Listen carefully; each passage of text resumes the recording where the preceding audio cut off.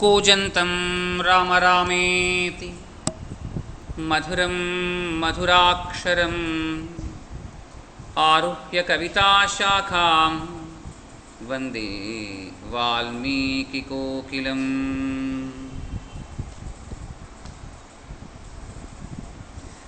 जनवरा మీ కథాళి వినసైపక కర్ణములందు ఘంటికా నినద వినోదముల్ సలుపు నీచునకు వరమిచ్చినావు నిన్ననయమునమ్మి కొల్చిన మహాత్మునకేమియొసంగుదో సనందననుత మాకుసంగుమయా భద్రగిరిదాశరథీ కరుణాపయోనిధి।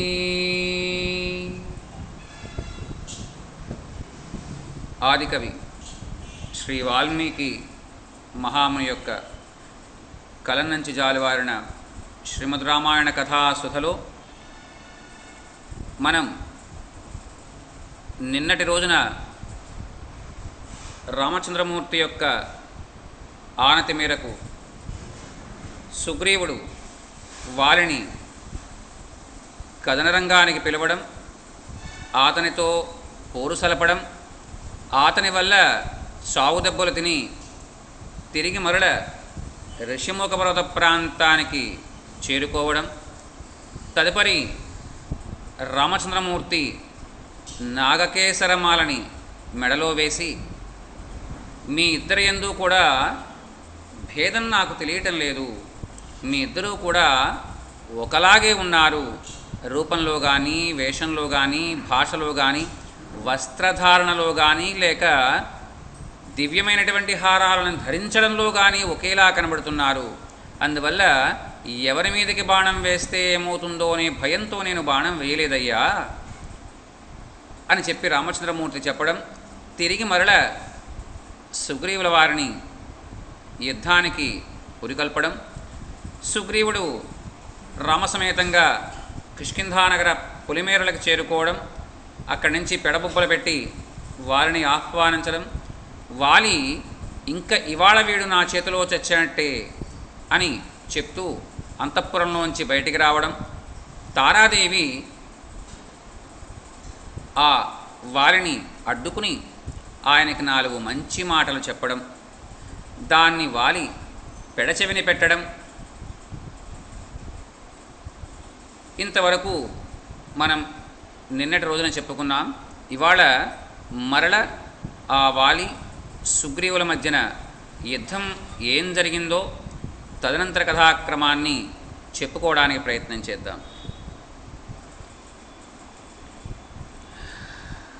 ఓ తారా,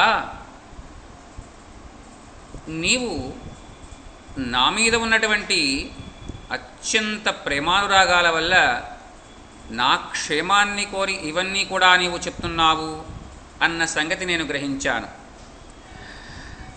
ఇంకా నా వెనకాలే నీవు ఇంకా ఎందుకు వస్తున్నావు? నేను ఆ సుగ్రీవునితో పోరాడి అతని యొక్క గర్వాన్ని మాత్రమే అణుస్తాను, వాడి యొక్క ప్రాణాలు తీస్తానేమో అనేటువంటి నీ యొక్క భయాన్ని వదిలిపెట్టు, వాడి ప్రాణాలని నేను తీయను, కాకపోతే తిరిగి మరల వాడు వచ్చి ఇలాగా జబ్బలు తొడలు చరిచి రారా అన్నయ్య అంటూ వాడు మళ్ళీ రాకుండా చేస్తాను, తప్ప వాడిని నేను చంపను అని చెప్పి, ఇంకా ఆ సుగ్రీవుడు నా యొక్క పిడికిళ్ల పోటు, మోకాళ్ళ యొక్క పోటు ఎలా ఉంటుందో కూడా వాడు బాగా రుచూసి ఉన్నాడు. అందువల్ల వాడు ఓ 4-5 సార్లు అలా మోకాళ్ళతోటి పిడికిళ్లతోటి డొక్కల్లో పొడిస్తే వాడే విడిపోతాడు అని చెప్పాడు తారాదేవికి. అప్పుడు చాలా ప్రియంగా మాట్లాడేటువంటి ఆ తారాదేవి ఆ వారిని తనివి తీరా కౌగిలించుకున్నారు. ఇంకా స్వప్రభేదాన్ని చూడకుండా అందరి హితాన్ని కోరుకునేటువంటి ఆ తారాదేవి దుఃఖిస్తూ నెమ్మదిగా తన యొక్క పతికి ప్రదక్షిణపూర్వకంగా తిరిగి నమస్కారం చేసింది. ఇంకా ఆయనకి యుద్ధంలో విజయం కలగాలి అని కోరుకుంటూ మంత్రపూర్వకంగా స్వస్తి వచనాలని పలికింది. అంటే రామాయణ కాలం నాటికి స్త్రీలు కూడా వేద విద్యని అభ్యసించారు అని మనకి ఈ మాట వల్ల తెలుస్తోంది. పిమ్మట దుఃఖం తన్నుకు వస్తూ ఉంటే తన తోటి వాళ్ళందరితోనూ కూడా కలిపి అంతఃపురానికి వెళ్ళిపోయింది తారామహాదేవి. దాంతో ఎప్పుడైతే తార వెళ్ళిపోయిందో ఒక్కసారిగా వాలిలో కోపం కట్టలు తెంచుకుంది. పళ్ళు పడపడ కొరకడం మొదలుపెట్టాడు. కళ్ళు ఎర్రజీరలు కమ్ముకున్నాయి. పెద్ద పెద్ద అంగల వేసుకుంటూ ఆ కిష్కింధానగర పొలిమేరల ప్రాంతానికి వచ్చాడు. ఇంకా మహాబలపరాక్రమశాలైనటువంటి ఆ వాలికి బంగారం రంగుతో మెరిసిపోయేటువంటి సుగ్రీవుడు కనబడ్డాడు అక్కడ. అతను కూడా నడానికి కాశకోశ బిగించి పిడికిళ్ళు బిగించి కాళ్ళు దూరంగా పెట్టి జబ్బలు చరుచుకుంటూ యుద్ధానికి పిలుస్తున్నాడు. దాంతో వాలి కూడా ఇటుపక్కన తను నడానికి కూడా కాశకోక బిగించారు. తాను కూడా జబ్బలు చరిచారు, తొడలు చరిచారు. ఒక్కసారి పెద్ద పెట్టిన సింహనాదం చేశారు. ఇంకా మెడలో బంగారు హారాన్ని ధరించినటువంటి ఆ వాలి ఎదురుకుండా వస్తూ సుగ్రీవుణ్ణి రెచ్చగొట్టేటువంటి మాటలు మాట్లాడాడు. ఇంకా వాలి యొక్క రెచ్చగొట్టేటువంటి మాటలకి ప్రతిగా సుగ్రీవుడు కూడా సమాధానం చెప్పడం మొదలుపెట్టాడు. ఎప్పుడైతే వాలిలా మాట్లాడుతూ ముందుకు వచ్చాడో సుగ్రీవుడు తన యొక్క మొదటి ప్రహారాన్ని ఇస్తే ఆ చేతిని గాలిలోనే ఆపి తన పిడికిలితో అతని యొక్క డొక్కలో పడిస్తే రక్తం నోటి వెంట నురగలు కక్కుకున్నట్టు సుగ్రీవుడు ఆ పోటీకి. వెంటనే ఒక మద్ది చెట్టుని పెకలించాడు సుగ్రీవుడు. అలాగే మరి ఒక మద్ది చెట్టుని వాలి పెకలించాడు. ఇద్దరూ కూడా ఆ పర్వతాలంత ఎత్తున్నటువంటి ఆ మద్ది చెట్లతో ఒకళ్ళనొకళ్ళు మోదుకోవడం మొదలుపెట్టారు. ఇంకా సుగ్రీవుడు కొట్టినటువంటి దెబ్బకి వాలి ఏమయ్యాట, ఒక్కసారిగా పడవలో చాలా ఎక్కువ మంది ఎక్కితే అందరూ ఒక పక్క నుంచి ఒక పక్కకు మారుతుంటే పడవ ఎలా ఒరుగుతుందో అలా వాలి ఆ మద్ది చెట్టు యొక్క దెబ్బకి ఇలా అలా ఊగడం మొదలెట్టారట. ఇరువురు కూడా తిరుగులేనటువంటి పరాక్రమం కలవారు. ఇరువురు కూడా ఒకేసారి జన్మించిన వారు. ఇంకా అలాంటి మహావీరులైనటువంటి ఆ వాలి సుగ్రీవులు ఇద్దరూ కూడా పొరుతుంటే ఆ చుట్టుపక్కల ప్రాంతాలన్నీ కూడా భూకంపం వచ్చినట్లుగా ఊగిపోవడం మొదలుపెట్టాడు. సుగ్రీవుల వారి యొక్క దర్పం క్రమక్రమంగా అణగిపోతోంది. వాలి యొక్క బలపరాక్రమాలు క్రమక్రమంగా పెచ్చరిల్లుతున్నాయి. ఎందుకని? దేవేంద్రుడు ఇచ్చినటువంటి ఆ బంగారు తామరపువ్వుల యొక్క మాల అంత గొప్పది. ఎదుటివాడి యొక్క శక్తిని హరించి వేస్తూ ఉంటుంది, ఇతని శక్తిని పెంచుతూ ఉంటుంది. ఎప్పుడైతే ఇలాగా క్రమక్రమంగా సుగ్రీవుడి యొక్క స్థితి సన్నగిల్లుతోందో వనచరులైనటువంటి ఆ ఇరువురు కూడా తమ యొక్క గోళ్లతో రక్కుకుంటున్నారు. వానరులు కదండి, చాలా పొడవైన గోళ్ళు ఉంటాయి. ఆ పొడవైన గోళ్లతో రక్కుకుంటున్నారు. దొరికినప్పుడు తమ యొక్క విశాలమైనటువంటి కోరపడతో ఖర్చుకుంటున్నారు. ఇలాగా ఒక యుద్ధాన్ని ఎంత భీకరంగానైతే చేయవచ్చో అంత భీకరంగానూ చేశారు. క్రమక్రమంగా సుగ్రీవుడి యొక్క శక్తి సన్నగిల్లిపోతూ వస్తోంది. దిక్కులు చూస్తున్నాడు ఇటు అటు కూడా. అంటే ఏ పక్కన రాముడు కనబడతాడా సైగ చేద్దామా అని. రామచంద్రమూర్తి కూడా సుగ్రీవుడి యొక్క ఆ తడబాటుని చూశారు.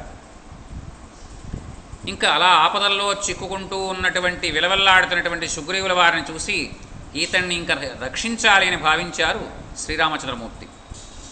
ఒక్కసారి తన యొక్క బాణం కేసు చూశారు.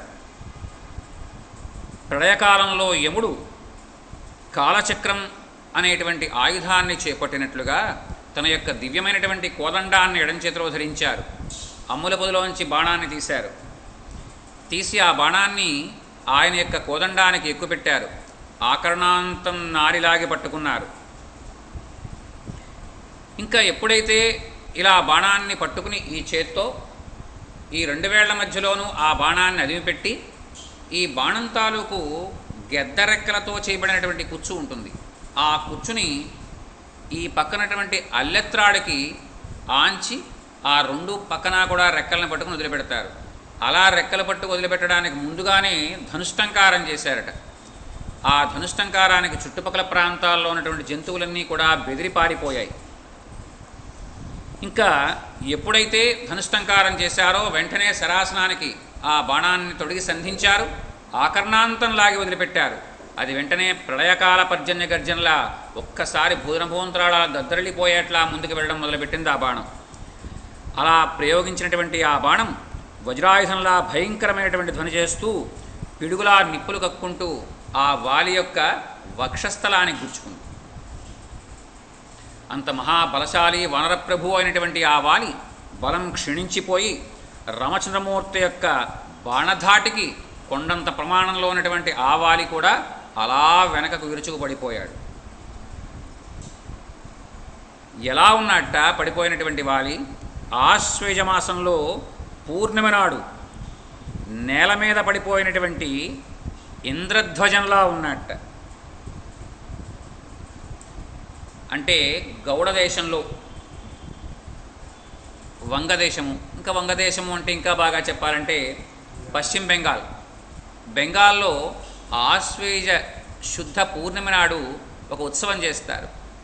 ఆ ఉత్సవంలో రకరకాల రంగులతో కట్టినటువంటి ఒక బ్రహ్మాండమైనటువంటి ధ్వజాన్ని, జెండాని ఎగరేస్తారు.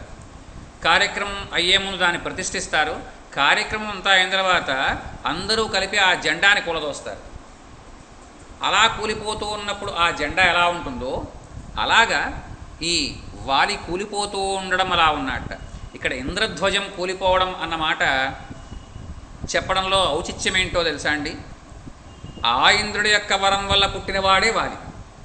అందుకని ఇంద్రుడి యొక్క జెండా పడిపోయింది అన్నదాన్ని ఇక్కడ మనకి ఉదాహరణపూర్వకంగా చూపించారు.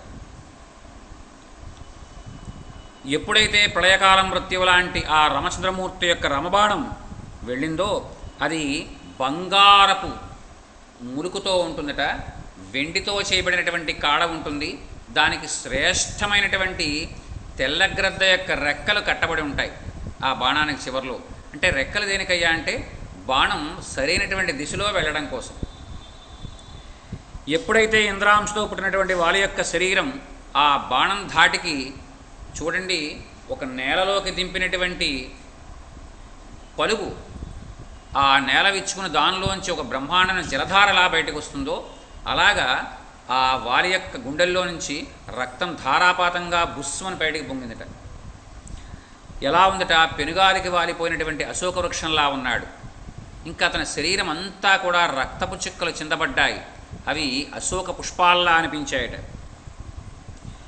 అలా జారిపడిపోయినటువంటి ఇంద్రధ్వజంలా అచేతనుడై వెనకకు వాలిపోయాడు వాలి.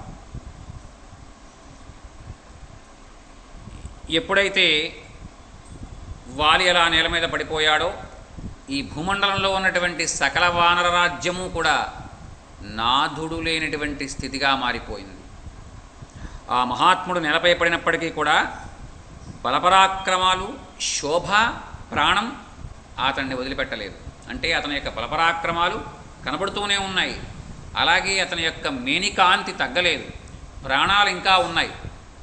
వక్షస్థలంలో బాణం నాటుకుంటే ఆ బాణం దెబ్బకి పడిపోయాడు ఆయన తప్ప ప్రాణాలు మాత్రం వాలి వదిలిపెట్టలేరు. ఇదొకటి మనం ఈ సందర్భంలో గుర్తుపెట్టుకోవాల్సిన సంగతి. ఎందుకు విడిచిపెట్టలేదయ్యా అంటే ఇంద్రుడు ఇచ్చినటువంటి ఆ బంగారపు తామర పువ్వుల యొక్క మాల అతని ప్రాణం పోకుండా కాపాడింది. ఇంకా అతని శరీరానికి ఆ మాల తగులుతూ ఉంది కాబట్టి అతని శరీరంలో కాంతి తగ్గలేదు, అతని కళ్ళల్లో తేజస్సు తగ్గలేదు. రాముడు ప్రయోగించినటువంటి ఆ బాణం మాత్రం స్వర్గానికి దారి చూపించేదిగా ఉందిట వారికి. ఇంకా ఎప్పుడైతే రామబాణం అతనికి తాకిందో అతనికి పరమపదానికి వెళ్ళేటువంటి దారికి ఈ బాణం ఒక మెట్టుగా ఉపయోగపడిందట. అంటే రామబాణం తగిలితే వాళ్ళు తిరిగి మరల జన్మించేటువంటి అవకాశం ఉండదు. యుద్ధరంగంలో పడిపోయినటువంటి ఆ వాలి అలా కళ్ళు తెరుచుకుని ఆకాశం కేసి చూస్తూనే ఉన్నాడు. అత్యంత దీర్ఘమైనటువంటి ఉచ్ఛ్వాస నిశ్వాసలు, గాలి బాగా పీల్చుకుంటున్నాడు, బాగా వదిలిపెడుతున్నాడు. ఇలాగా ఆ దెబ్బ తాలూకు ఊపుకి అతను ఇంకా అదే పరిస్థితుల్లో ఉన్నాడు. మంటలు ఆరిపోగా మిగిలినటువంటి బొగ్గు తాలూకు స్థితి నిప్పు కణికలు ఎలా ఉంటాయో అలా ఉన్నట్ట వాలి.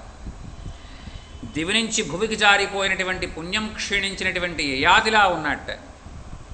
యుగాంతంలో దైవికంగా నేలకు రాలిపడిపోయినటువంటి సూర్యుడిలా ఉన్నట్ట.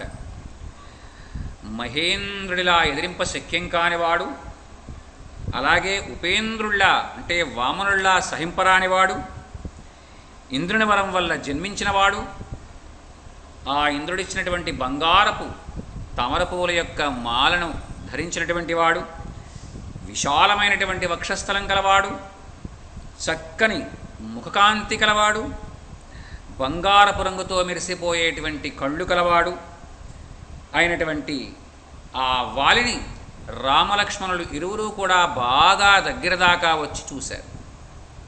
అప్పటిదాకా చాలా దూరంలో ఉన్నాడు వాలి, ఇప్పుడు దగ్గరికి వచ్చి చూశారు. అంత బలపరాక్రమ సంపన్నుడైనటువంటి ఆ వాలి రామలక్ష్మణులు ఇరువురిలో కూడా ఎవడు రాముడో ఎవరు లక్ష్మణుడో కనిపెట్టాడు. రామచంద్రమూర్తితో మాట్లాడుతున్నాడు. ఎలాంటి మాటలు మాట్లాడుతున్నాడయ్యా అంటే పరుషంగా మాట్లాడుతున్నాడు. అంటే మామూలుగా మాట్లాడేటువంటి భాష కంటే కొంచెం కటువుగా మనస్సు కష్టం కలిగించేటువంటి మాటలు మాట్లాడుతున్నాడు. స్వామి, నీవు ఈ భూమండలాన్నే పరిపాలించినటువంటి సార్వభౌముడి యొక్క కుమారుడవు కదూ. సకల ధర్మశాస్త్రాలని కూడా నీవు సాంగోపాంగంగా అభ్యసించావు అని పెద్దలు చెప్పగా నేను విన్నాను. ఇంకా ఉత్తమ వంశంలో జన్మించిన వాడవు, రఘువంశం లాంటి మహావంశంలో జన్మించావు. సత్వగుణం కలవాడివి, మహాబలపరాక్రమ సంపన్నుడవు, ధర్మనియమాలని తూచా తప్పకుండా పాటించేవాడివి అని కూడా నేను విని ఉన్నాను. అన్ని విధాలుగా కూడా ఖ్యాతికెక్కావు. అలాంటి నీవు నేను వేరొకరితో యుద్ధం చేస్తూ ఉండగా నీవు నన్ను చంపి ఏం బావుకున్నావు? ఇది మొదటి ప్రశ్న. అలాగే నేను ఇతరములైన వాటి మీద వేటి మీద యందు కూడా ధ్యాస పెట్టకుండా నా ఎదిరి పోరాడేవాడి అందే నా యొక్క చూపు మనస్సు తనువు నిలిపి వాడితో యుద్ధం చేస్తూ ఉంటే నా వక్షస్థలానికి తగిలేటట్లుగా బాణాన్ని కొట్టావే, అలా ఎందుకు కొట్టావు? శ్రీరాముడు కనికరంతో ఆశ్రితుల్ని కాపాడతాడు అని కదా ప్రతీతి. ఎల్లప్పుడూ కూడా ప్రజల యొక్క హితానికే పాటుపడుతూ ఉంటాడు అని కదా జనవాక్యం. దయామయుడు, గొప్ప ఉత్సాహశక్తి గలవాడు, సదాచార సంపన్నుడు, చేపట్టినటువంటి దీక్షని విడిచిపెట్టనటువంటి వాడు, ఉదాత్తుడు అని కదా రామభద్రుణ్ణి అందరూ కీర్తిస్తారు. ఇలాగా నిన్ను ఈ సకల భూమండలంలో ఉన్నటువంటి ప్రాణికోటి కూడా కీర్తిస్తుంది కదయ్యా. ఓ ప్రభు, ఇంద్రియ నిగ్రహం, మనోనిగ్రహం, సహనము, ధర్మాచరణము, ధైర్యము, సత్యవ్రతము, పరాక్రమము, అపరాధుల్ని దండించడం మొదలైనవన్నీ కూడా రాజులకు ఉండాల్సినటువంటి ఉత్తమ లక్షణాలు, అవునా ప్రభు? ఆ ఉత్తమ గుణాలన్నీ కూడా నీయందు ఉన్నాయని, అంతేకాక నీవు దివ్యమైనటువంటి ఇక్ష్వాకు వంశానికి చెందినవాడవని తలంచి నా భార్య అయినటువంటి ఆ తారాదేవి వలదయ్యా యుద్ధానికి నీవు సూర్యోదయం అయిన తర్వాత వెళ్దువు గాని అని చెప్పినా కూడా నా భార్య మాట పెడచెవిని పెట్టి నీ మీది నమ్మకంతో నేను ఇదిగో వీడితో యుద్ధం చేయడానికి వచ్చాను. ఇంతకుముందు నీ దర్శనం నాకు కాలేదు. ఇతరులతో యుద్ధంలో మునిగి ఉన్నప్పుడు ధర్మాన్ని పరిపూర్ణంగా పాటించేటువంటి రామచంద్రమూర్తి నన్ను దెబ్బతీయడులే అనేటువంటి పరిపూర్ణమైన విశ్వాసంతో నేను వీడితో యుద్ధం చేశాను. కానీ నీ బుద్ధి దారి తప్పిందని, నీవు ధర్మము అనేటువంటి ముసుగు వేసుకున్నటువంటి అధర్మపరుడవని, నీ ఆచార వ్యవహారాలన్నీ కూడా పాపంతో కూడుకున్నవని, గడ్డి చేత కప్పబడినటువంటి బావిలాంటి వాడివని నేనెరుగనయ్యా. బూడిదలో దాగి ఉన్నటువంటి నిప్పులాగా నీవు సత్పురుషుల వేషంలో ఉన్నటువంటి పాపాత్ముడవు. ధర్మాన్ని అడ్డుపెట్టుకుని లోకాన్ని మోసగిస్తూ ఉన్నటువంటి వాడు. ఇలాంటి దుర్మార్గ లక్షణాలు నీయందు ఉన్నాయి అని నేను ఎరుగనయ్యా. నీ దేశానికి కానీ, నీ పురానికి కానీ, నీ ప్రజలకు కానీ, లేక నీ బంధువర్గానికి కానీ నేను ఎప్పుడైనా సరే అపకారం తలపెట్టానా? ఈ వాలి నీవు ఉన్నటువంటి అయోధ్యానగర ప్రాంతానికి వచ్చి ఎప్పుడైనా సరే అల్లకల్లోలం చేశాడు అని వినిమున్నావా? నేను ఎప్పుడూ కూడా నిన్ను అవమానపరిచి కూడా ఎరుగనే. అట్టి నిరపరాధైనటువంటి నన్ను ఎందుకు చంపాలని భావించావు? నేను చెట్టు కొమ్మల మీద ఈ పక్క నుంచి ఆ పక్కకి, ఆ పక్క నుంచి ఈ పక్కకి దూకుతూ తిరిగేటువంటి వనచెరుణ్ణి. కనిపించినటువంటి ఆకులు, పక్వానికి వచ్చినటువంటి పళ్ళు, అప్పుడే ఇంకా పక్వదశలో ఉన్నటువంటి కాయలు కసర్లు ఏడుకుని తినేటువంటి వానర జాతికి చెందినవాణ్ణి. పైగా నిన్ను ఎదిరించి నీతో యుద్ధం చేస్తూ ఉన్నటువంటి వాణ్ణి కాదు. మరి ఒకరితో పోరాడుతూ ఉన్నప్పుడు చాటున ఉండి నీవు నన్ను చంపాల్సినటువంటి అగత్యం ఏమొచ్చిందయ్యా? ఓ రాజా, నీవు ధర్మపరుడిలా, ఒక మహాముళ్ళ ఈ జటావల్కలాలు, ఈ నారచీరలు ధరించి అధర్మంగా చరించాల్సినటువంటి పని ఏంటి? ఈ ధర్మమనే ముసుగులో క్షత్రియ వంశంలో పుట్టినవాడవు, వేదశాస్త్రాలు అభ్యసించినవాడవు, జ్ఞాని అవ్వడం చేత సంశయాలు లేనివాడవు, ధర్మార్గాన్ని అవలంబించిన వాడవు అని ఖ్యాతికెక్కినటువంటి ఈ రామచంద్రుడు ఇలాంటి క్రూరమైనటువంటి కర్మలకి పాల్పడతాడా? ఓ రామా, నీవు నీ రూపం కూడా ఎంతో సౌమ్యంగా ఉందయ్యా. అలాంటి నీవు ఇలాంటి క్రూరకర్మకు ఎలా ఒడిగట్టావయ్యా?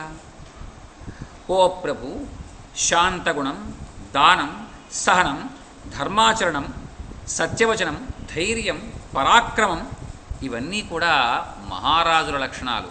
చూడండి, దెబ్బతిన్నటువంటి స్థితిగతుల్లో అంతకుముందు తాను మాట్లాడిన మాటలే మరల మాట్లాడుతున్నాడు వాలి. సహనం కోల్పోతే మనం కూడా ఒకే మాటని 10 సార్లు అంటూ ఉంటాం. రామా, మాలాంటి వనచరులని చంపడం వల్ల నీకు కలిగినటువంటి మేలు ఏంటయ్యా?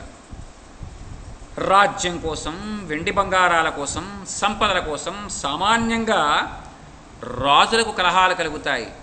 ఇలాంటి వనాలలో, కారడవుల్లో ఏం కావాలని చెప్పి నువ్వు నన్ను చంపావు? పోనీ నన్ను చంపడం వల్ల నీకు ఆ పైవేమన్నా దొరుకుతాయా? ఈ వనాల్లో నీతిని పాటించడం, అణకువ కలిగి ఉండడం, దోషుల్ని దండించడం, నిర్దోషుల ఎడల అనుగ్రహం ప్రదర్శించడం, ఇవి రాజు పాటించాల్సినటువంటి ముఖ్యమైనటువంటి విధులు. వీటి విషయంలో ఎప్పుడూ తారుమారు చేయకూడదు. పాలకులు నియమాలకు లోబడి ఉండాలయ్యా, తోచిన రీతిగా ప్రవర్తించకూడదు. నీవు కామదాసుడువు,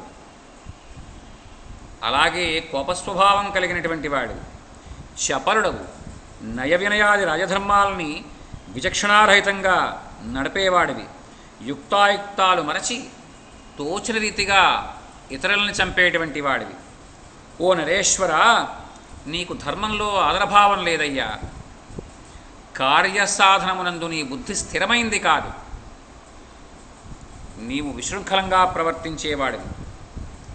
నిరపరాధమైనటువంటి నన్ను నీ బాణంతో కొట్టావు. ఇలాంటి నీచమైనటువంటి పనికి ఒడిగట్టినందుకు మిగిలినటువంటి లోకంలో ఉన్నటువంటి సత్పురుషులందరికీ కూడా నువ్వు ఏం సమాధానం చెప్పుకుంటావు? ఓ రామా, రాజద్రోహి, గోబ్రాహ్మణ హత్యలకు పాల్పడినవాడు, చోరుడు, ఎల్లప్పుడూ ప్రాణాలని వధించేవాడు, నాస్తికుడు, అన్నకంటే ముందుగా పెళ్లి చేసుకున్నవాడు, వీరందరికీ కూడా నరకయాతనలు తప్పవు. చాడీలు చెప్పేవాడు, లోభి, మిత్రద్రోహి, గురుద్రోహి మొదలైనటువంటి పాపాత్ములు చాలా భీషణమైనటువంటి నరకాలకు పోతారు. ఇందులో ఏమాత్రం సందేహం లేదు. ఓ రఘువీరుడా, సత్పురుషులైన వారికి జింక చర్మాన్ని ఆసనంగా వేసుకోవడానికి ఉపయోగించవచ్చు. అంటే ఒకవేళ వనాల్లో తిరిగేటువంటి వాడిని నేను అనే భావించి గనక నువ్వు నన్ను చంపావనుకో, నేను జింకని కాదు. ఒకవేళ మాంసం తీసి చర్మం ఒలిచి ఆ చర్మాన్ని నువ్వు ఆసనంగా వేసుకోవడానికి, నేను వానరుణ్ణి. నా చర్మం అందుకు పనికిరాదు. ఇంకా చమరీమృగం యొక్క కేశాలు, ఇవి దైవాలకి వీసేటువంటి వ్యవహారాల్లో వీయడానికి ఉపయోగపడతాయి చామరాల కింద. నా ఒంటి మీద గుబురుగా ఉన్నటువంటి ఈ వెంట్రుకలు దానికి పనికిరావు. పోనీ అందుకోసం నన్ను చంపావేమో అనుకుందుకు.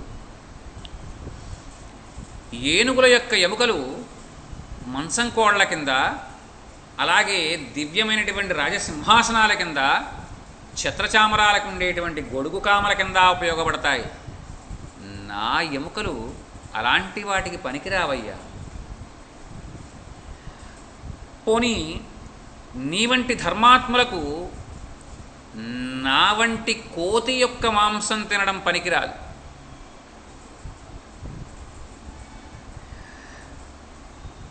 ఏ అనివార్య కారణాల వల్లైనా సరే బ్రాహ్మణ క్షత్రియ వైశ్యులు మాంసాహారులు గనక అయినట్లయితే, చాలా శ్రద్ధగా వినండి, ఏ అనివార్య కారణాల వల్లైనా సరే బ్రాహ్మణ క్షత్రియ వైశ్యులు మాంసాహారులు అయినట్లయితే వారికి పంచనఖములు నిషిద్ధాలు. 5 గోళ్ళు కలిగినటువంటి జంతువుల్ని వారు తినరాదు. పంచనఖ జంతువులలో అంటే 5 గోళ్ళు ఉండేటువంటి జంతువులలో ముళ్ళపంది, కుక్కల్ని చంపేటువంటి వరాహము, ఉడుము, కుందేలు, తాబేలు అనేటువంటి ఈ 5 మాత్రమే భక్షింపగలిగినటువంటివి. మిగిలిన వాటిని నీవు భక్షించరాదు. అంటే నేను కోతిని, నా మాంసం నీకు తినడానికి పనికిరాదు. ప్రాజ్ఞులు నా చర్మాన్ని కానీ నా ఎముకల్ని కానీ సదాచార సంపన్నులు తాకను కూడా తాకరు. నేను 5 గోళ్ల జంతువునే అయినా నా మాంసం తినడానికి పనికిరాదు. ముందు చూపు గల సర్వజ్ఞురాలైనటువంటి ఆ తార చెప్పనే చెప్పిందయ్యా, నీవు ఇప్పుడు వెళ్ళకు, రేపు ఉదయం వెళ్దుగాని అని. కానీ ఆమె మాటలు కాదని లక్ష్య పెట్టక నాకున్నటువంటి నాకే సొంతమైనటువంటి మూర్ఖత్వం చేత నేను బయలుదేరి వచ్చాను. ఏమైనా ఆయువు మూడిన వాడికి మంచి మాటలు ఎలా వినపడతాయ్యా అన్నాడు. ఓ కాకుస్తా, శీలవతి అయినటువంటి యువతికి ధూర్తుడైనటువంటి పతి చేతిలో ఎలా అయితే కష్టాలు వస్తాయో, నీ వంటి రాజు యొక్క పాలనలో పడినటువంటి ఈ భూమికి కూడా అలాంటి కష్టాలే వస్తాయి. నీవు కపటివి, ఇతరులకు అపకారం చేస్తూనే జీవించేటువంటి లక్షణం నీలో ఉంది. నీచమైనటువంటి పనులు చేసేవాడివి, నక్క వినయం కలవాడివి.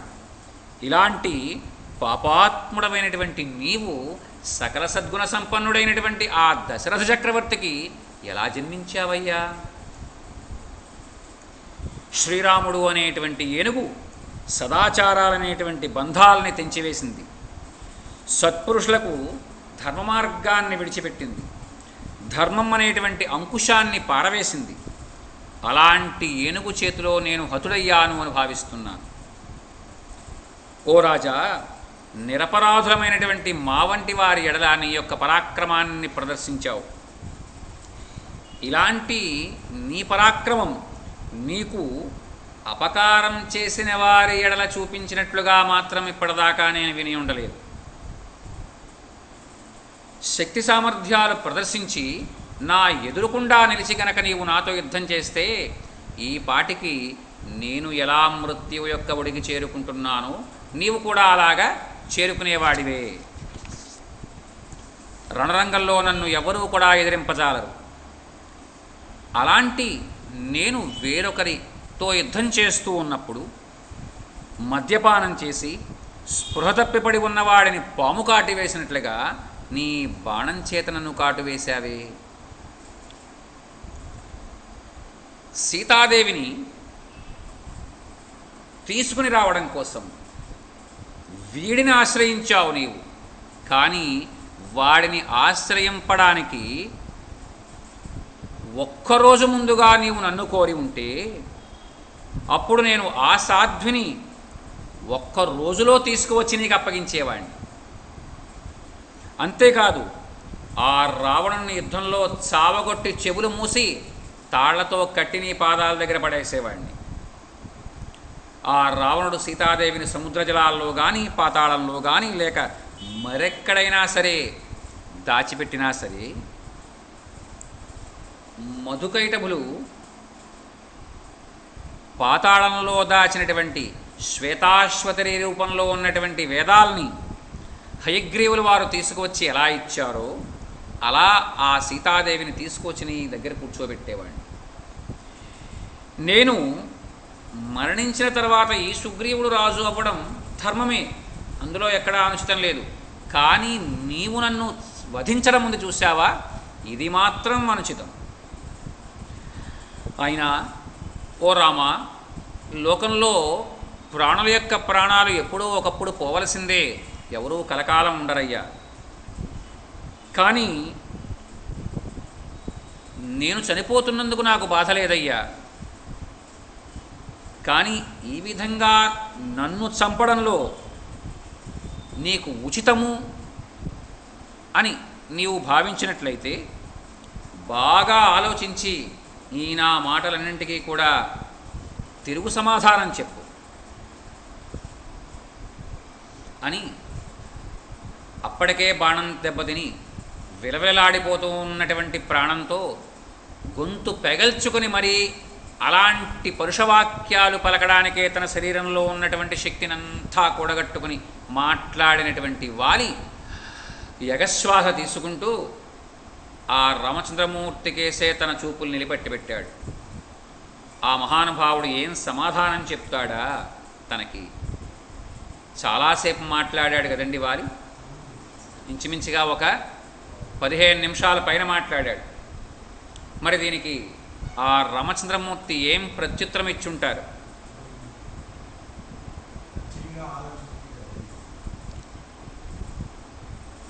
రామచంద్రమూర్తి తన యొక్క దివ్యమైనటువంటి భువనమోహన సౌందర్యం ఆ వాలి ముందు కనబడేట్లుగా నుంచున్నాడు. శరాసనాన్ని ఎడంచేత్తో పట్టుకున్నారు, నడుం మీద చెయ్యి వేసుకున్నారు. ధర్మాధర్మాల యొక్క లోతుల్ని బాగా ఎరిగినటువంటి ఆ రాముడు వానరశ్రేష్ఠుడు, వానర ప్రభువు అయినటువంటి వాలితో చిరునవ్వు నవ్వి ఆయనకేసి చూశారు. ఇలా మాట్లాడుతున్నారు: ఓ వాలి, ధర్మార్థకామాల గురించి, లౌకికములైనటువంటి ఆచార సాంప్రదాయాల గురించి నీవు తెలుసుకొనక అజ్ఞానం చేత ఇలా నన్ను నీవు తప్పుపడుతున్నావు. సౌమ్యుడా,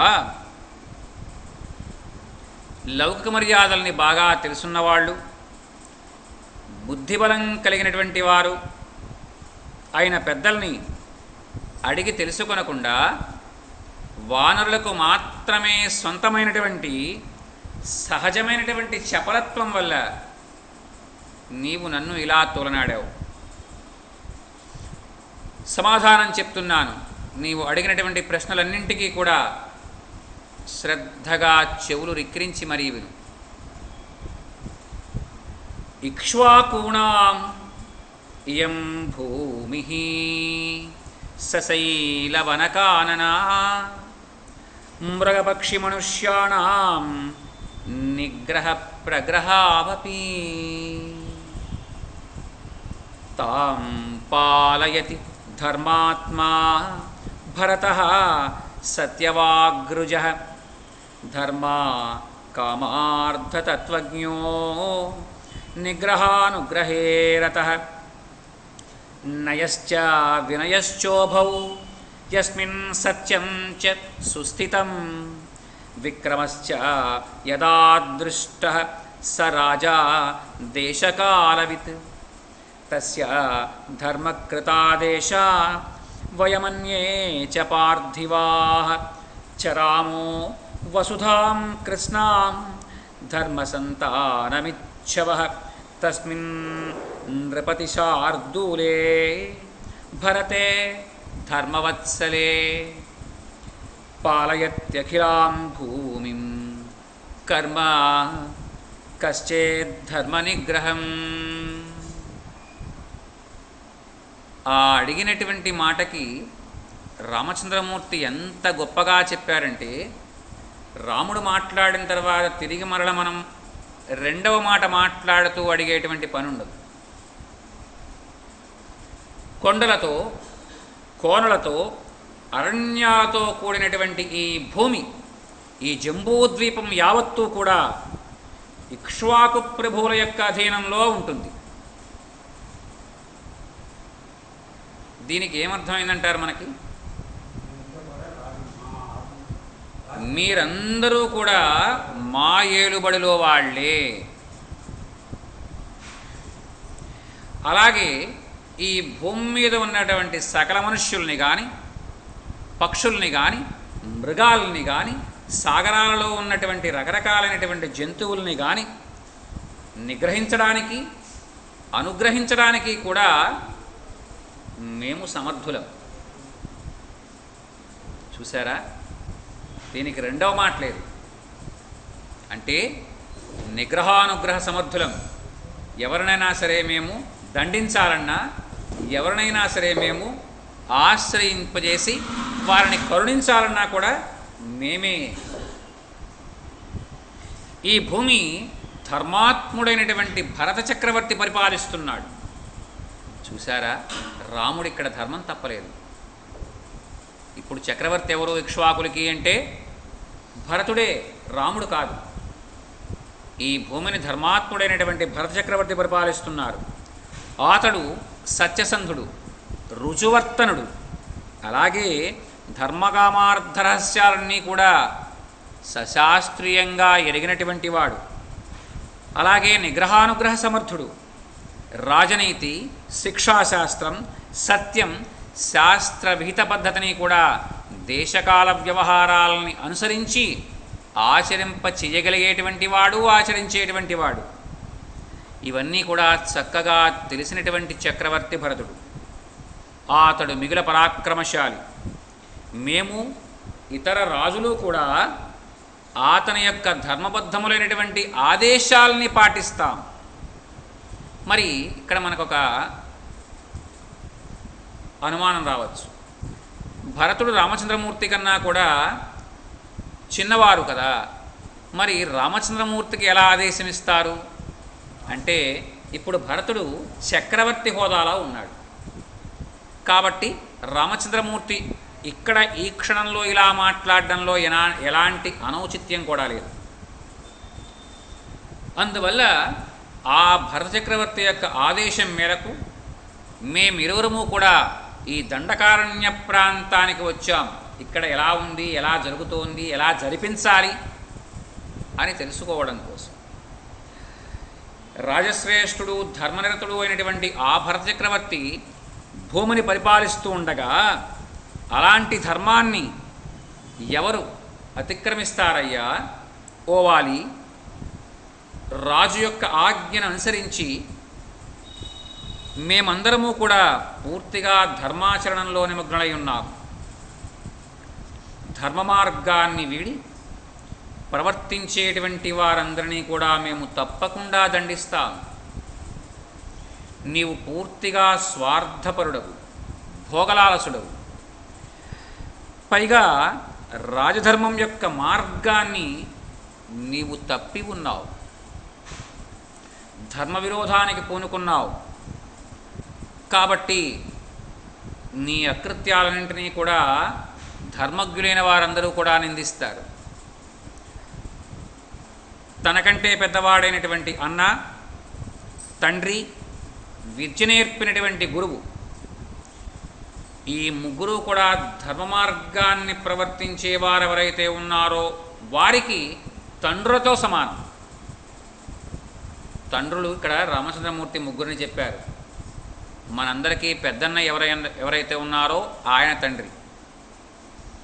అలాగే తన యొక్క స్వయంగా జన్మనిచ్చినటువంటి తండ్రి ఒక తండ్రి, తనకి విద్యాబుద్ధులు నేర్పినటువంటి గురువు ఒక తండ్రి. అలాగే తనకంటే చిన్నవాడైనటువంటి సోదరుడు, అలాగే తనకు కలిగినటువంటి కుమారుణ్ణి, తనకడ విద్య నేర్చినటువంటి గుణవంతుడైనటువంటి శిష్యుణ్ణి, ఈ ముగ్గురిని కూడా కొడుకుల్లా చూసుకోవాలి. వాలి, వింటున్నావా? ఇది లోకధర్మమయ్యా వాలి. అంటే లోకధర్మం అంటే మా క్షత్రియులైనటువంటి వారికో, బ్రాహ్మలైనటువంటి మునీశ్వర కోటికో, లేక వ్యాపార వర్గాల్లో ఉన్నటువంటి వైశ్య కోటికో, లేక పరిచారికావృత్తిలో ఉండేటువంటి శూద్రకోటికో, లేక మీలావనాల్లో చరించేటువంటి వనచరులకు వేరువేరు ధర్మాలు లేవు. ఇది లోకధర్మం. అంటే ఇప్పుడు ఏం అర్థమైంది మనకి?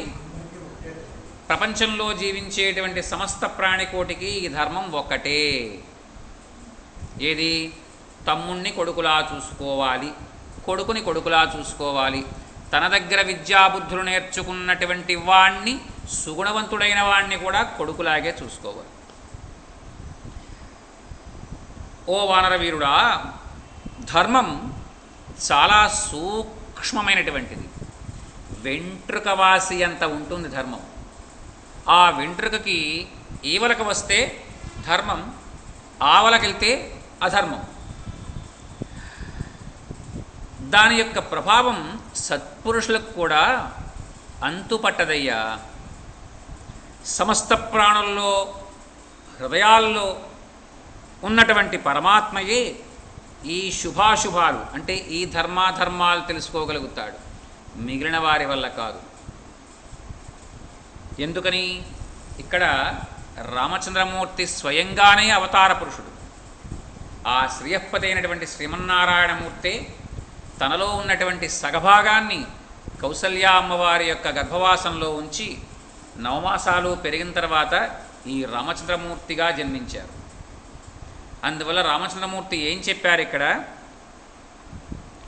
సమస్త ప్రాణుల యొక్క హృదయాల్లో ఉన్నటువంటి పరమాత్మయే ధర్మాధర్మాల్ని పూర్తి స్థాయిలో తెలుసుకుని ఉన్నటువంటి వాడు అని.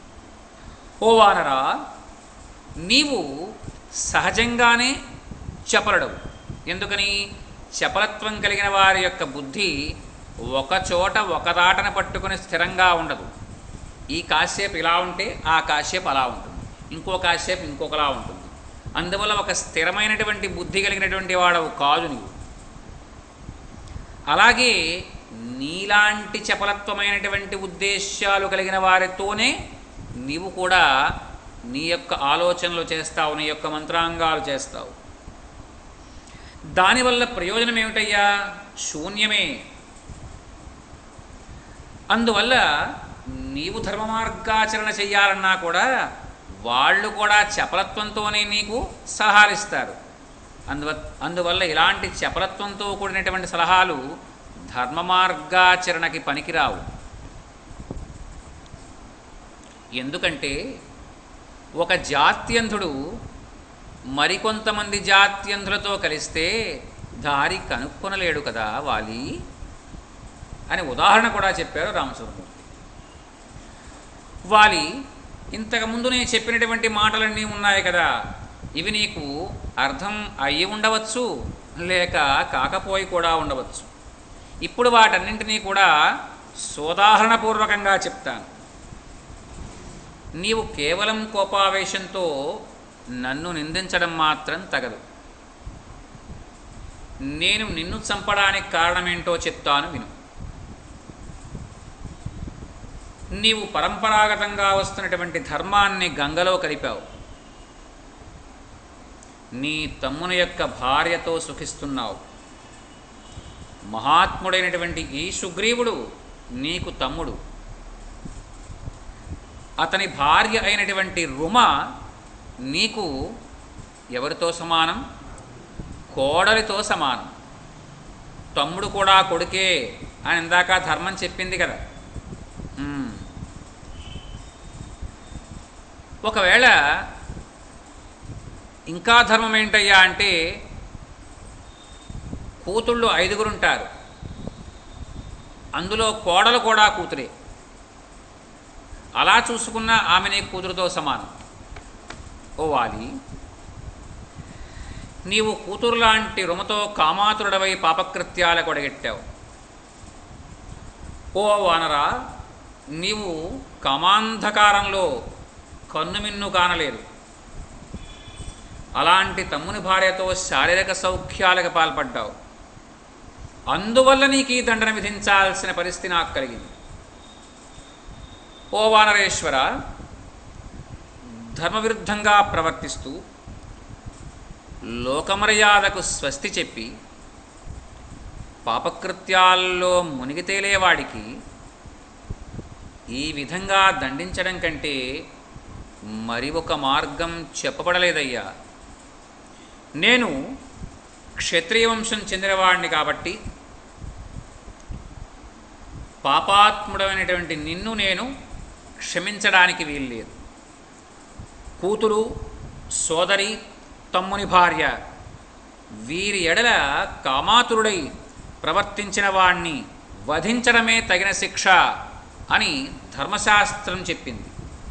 ఆ చెప్పినటువంటి ధర్మశాస్త్రాన్ని రక్షించాల్సినటువంటి పరిస్థితుల్లో ఉన్నటువంటి క్షత్రియ వంశానికి చెందినటువంటి నేను క్షుణ్ణంగా చదివి ఉన్నాను కాబట్టి నీవు చేసిన పని తప్పు అని ధర్మశాస్త్రం చెప్పిన విధంగానే ఉంది కాబట్టి నేను నిన్ను సంహరించాను.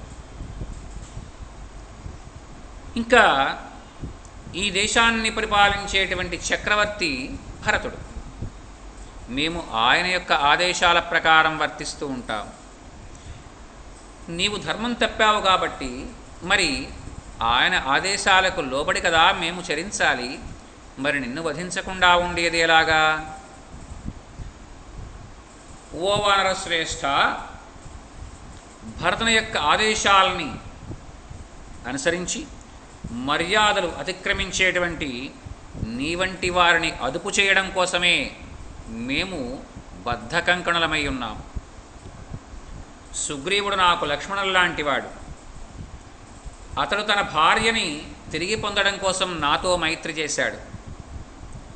నాకు మేలు చేయడంలో అతడు ఆసక్తిని కలిగి ఉన్నాడు.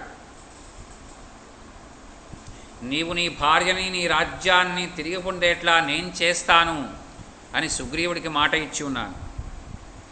అలాంటి నేను చేసినటువంటి ప్రతిజ్ఞ ఉపేక్షించడం నాలాంటి ధర్మనిరతుడకు పాడి కాదు కదా.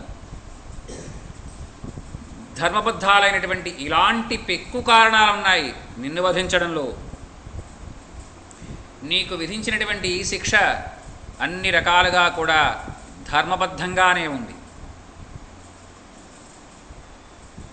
ఓ వానరా, రాజోచితములైనటువంటి సదాచారాలని ప్రతిపాదించేటువంటి 2 శ్లోకాలు ఈ జగత్తు అంతటికీ కూడా మూల కారణభూతుడైనటువంటి మనువు తన యొక్క మనుధర్మశాస్త్రంలో చెప్పి ఉన్నాడు. ధర్మపాలన యందు నేర్పరులైనటువంటి వారు ఆ చెప్పిన మాటల్ని చాలా జాగ్రత్తగా స్వీకరిస్తారు. ఆ మనుధర్మశాస్త్రంలో చెప్పినటువంటి ఆ మాటల్నే నేను ఇప్పుడు నీ యందు ఆచరించాను. ఆ మనుస్మృతిలో ఉన్నటువంటి విషయాలు ఏమిటంటావా? చెప్తాను విను. పాపాలని ఉనర్చినటువంటి మానవులు రాజు విధించినటువంటి శిక్ష అనుభవించిన పిమ్మట ఆ పాపాల నుంచి విడవబడి వారు విముక్తులై పుణ్యాత్ములై సత్పురుషులు ఏ స్వర్గాన్ని చేరుకుంటారో అలాంటి స్వర్గాన్ని చేరుకుంటారు. లేక కనికరించి విడిచిపెట్టినా సరే రాజు ఇలాంటి స్వర్గాన్నే చేరుకుంటారు. కానీ రాజు గనక పాపాత్ముడు చేసినటువంటి పనికి తగిన శిక్ష గనక విధించలేదనుకో ఆ రాజు నరకానికి వెళ్తాడు. అందువల్ల మనుధర్మశాస్త్రంలో చెప్పబడినటువంటి రీతిలోనే నేను నీకు దండన విధించాను. నీవు చేసినటువంటి ఇలాంటి పాపకృత్యాన్ని పూర్వకాలంలో శ్రమణుడు అనేటువంటి వాడు చేశాడు. మా పూర్వజుడైనటువంటి మాంధాత చక్రవర్తి అతనికి ఘోరమైనటువంటి శిక్ష విధించాడు. ఇంకా ఓ వానరరాజా, ఇంకా మరి ఒక కారణం చెప్తాను విను. ఇలాంటి కారణాలు వింటూ ఉంటే నువ్వు నా మీద నీకు కలిగినటువంటి కోపం క్రమక్రమంగా తగ్గవచ్చు కదూ. ఓ వానరోత్తమ, ఈ విధంగా నేను శిక్షించినందుకు నా మనస్సులో సంతాపము లేదు, దుఃఖము లేదు. రాజులు వలల్ని పరచి పాశాల్ని ప్రయోగించి పలు విధాలైనటువంటి కపటోపాయాలు ప్రదర్శించి చాటున పొంచి ఉండి లేక ఎదురుకుండా ఉండి పెక్కు వన్యమృగాలని వేటాడుతూ ఉంటారు. ఇది రాజధర్మం. ఆ మృగాలు భయపడి పారిపోవచ్చు, లేదా విశ్వసించి సమీపంలో ఉండవచ్చు. అవి ఏమరపాటుగా ఉన్నా లేక అవి తమ యొక్క జాగ్రత్తలు తాము తీసుకుంటున్నా క్షత్రియులు వాటిని గాయపరుస్తారు. ఇది వేటాడే వారి యందు ఏమాత్రం దోషాన్ని ఆపాదించబడలేదయ్యా. వానరా, బాగా ధర్మాలని ఎరిగినటువంటి రాజులు కూడా వేటాడుతూ ఉంటారు. కనుక నిన్ను యుద్ధంలో బాణంతో వధించాను. నీవు నాకు ఎదురుగా నిలిచి యుద్ధం చేసినా చెయ్యకున్నా చాటున పొంచి ఉండి నేను నిన్ను వధించడంలో ఎలాంటి తప్పు లేదు. ఎందుకు? నీవు శాఖామృగానివి, కొమ్మల మీద తిరిగాడేటువంటి కోతివి. ప్రజలు దుర్లభమైనటువంటి ధర్మ మార్గంలో నడిపించేవారు, వారు జీవించడానికి తోడ్పడేవారు, వారి అభివృద్ధికి కృషి చేసేవారు రాజులే. ఇందులో సందేహం లేదు. వారిని హింసింపరాదు, నిందింపరాదు, ఆక్షేపింపరాదు, వారిని గూర్చి పరుషవచనాలు పలుకరాదు. ఎందుకంటే వాళ్ళు మనుష్య రూపంలో భూమి మీద సంచరించేటువంటి దేవతలు. ఓ వానరా, నేను మా తాత ముత్తాతలందరూ కూడా ఆచరించినటువంటి ధర్మ మార్గంలోనే నడుస్తున్నాను. నీవు ధర్మం యొక్క సూక్ష్మ రహస్యాలని తెలియక నీవు నన్ను ఇందాక నిందించావు. ఇలా సోదాహరణపూర్వకంగా రామచంద్రమూర్తి ధర్మశాస్త్రం తాలూకు వెంట్రుకవాసి తేడాలన్నీ కూడా చెప్పిన తర్వాత వారికి అప్పటికి జ్ఞానోదయమైంది. తాను అజ్ఞానంతో ఆ రామచంద్రమూర్తిని పెక్కు దుర్భాషలాడాడు అన్న సంగతిని తెలుసుకున్నాడు. రెండు చేతులు కూడా దోసిలి ఒగ్గాడు, అంత ఓపిక లేకపోయినా సరే. ఓ నరోత్తమా, నీవు పలికింది వాస్తవం. దీనిలో ఏమాత్రము కూడా సంశయం లేదయ్యా. నీ వంటి సర్వజ్ఞుడికి నాలాంటి అల్పుడు సమాధానం ఇవ్వలేడయ్యా. ఓ రఘువరా, ఇప్పటిదాకా నీ యందు నేను అనుచితంగా ప్రవర్తించాను, ఇబ్బంది పెట్టాను, నీ మనస్సుకు కష్టం కలిగేటువంటి మాటల్ని మాట్లాడాను. అందుకు నన్ను దోషిగా తలపకయ్యా. నీవు పరమార్థతత్వాన్ని బాగా తెలుసున్నవాడివి, ప్రజల మేలుకొలకు పాటుపడేవాడివి, సహేతుకంగా ఇతరులని దండించడంలో నిజంగా నీ యొక్క ధర్మం చాలా గొప్పదయ్యా. ఓ మహానుభావ, నాలాంటి దుర్మార్గుణ్ణి ధర్మబద్ధమైనటువంటి వచనాలతో దారి చూపించి ఆదుకోవయ్యా. బురదలో దిగబడిపోయినటువంటి ఏనుగులా అలాంటి దీనదశలో వారి గద్గదమైనటువంటి కంఠంతో కన్నీరు కారుస్తూ కళ్ళమ్మట నీళ్లు కారుస్తూ ఆ రామచంద్రమూర్తికే చూస్తూ మాట్లాడుతున్నాడు.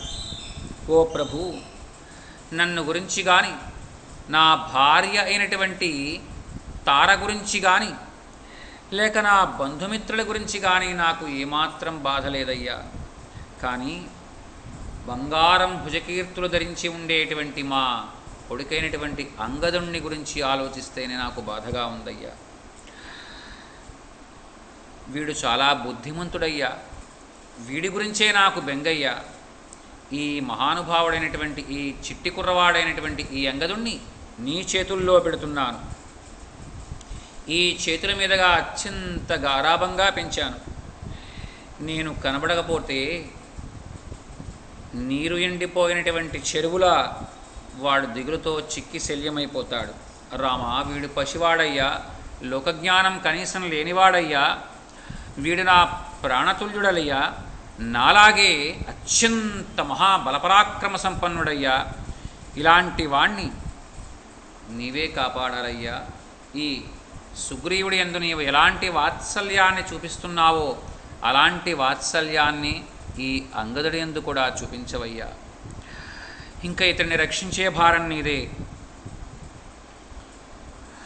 ఓ రామ, వియోగంతో తార దుఃఖంతో మిక్కిలి దీనావస్థకు లోనవుతుంది.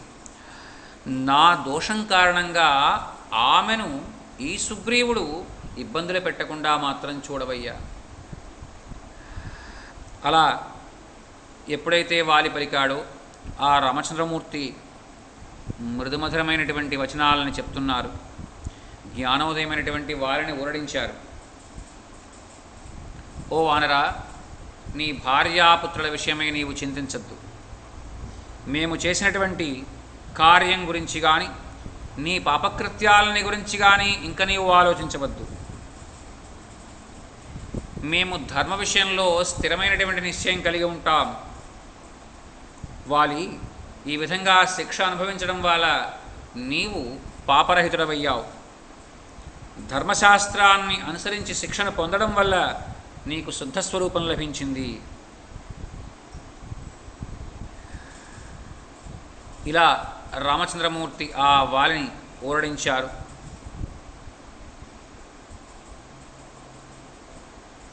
అలా అవసాన దశకు చేరిపోయారు ఆ వాలి. అలా రామచంద్రమూర్తికేసే తన యొక్క చూపు నిలిపి చివరికి ఆ దెబ్బతినటువంటి బాణం తాలూకు స్థితి అతన్ని ఇంకా కుదిపివేస్తుండగా స్పృహ కోల్పోయాడు. ఈ విషయం అంతఃపురంలో ఉన్నటువంటి తారామహాదేవికి తెలిసింది. దాంతో ఒక్క పెద్ద పెట్టున శోకార్తయి దీనాలాపాలు చేస్తూ విలపిస్తూ ఆ అంతఃపురం నుంచి ఈ కిష్కింధానగర బహిప్రాంగణంలో ఎక్కడైతే వాలి పడిపోయి ఉన్నాడో అక్కడికి తన యొక్క మిగిలిన వారందరితో, వాలి తాలూకు మిగిలినటువంటి భార్యలందరితోనూ కూడా పరుగున వస్తోంది. ఆమె వారిని సమీపించి ఏం మాట్లాడారో రేపటి రోజున తెలుసుకోవడానికి ప్రయత్నం చేద్దాం.